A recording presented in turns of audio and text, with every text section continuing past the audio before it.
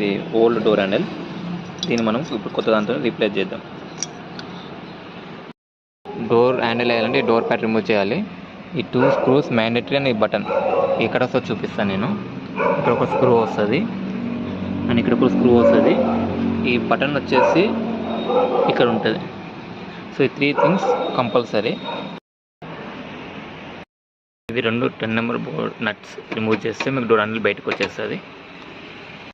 Window up down చేసే handle కూడా remove చేయాలి. ఇక్కడ ఇంకో క్లిప్ ఉంటుంది. క్లిప్ జాగ్రత్తగా రిమూవ్ చేస్తేనే ఇది బయటకు వచ్చేస్తుంది. Placing new door handle. So door handle బయట నుంచి లోపల ఫిట్ చేసిన తర్వాత ఇక్కడ ఒక లాక్ వస్తుంది. ఇది లాక్ చేసుకోవాలి.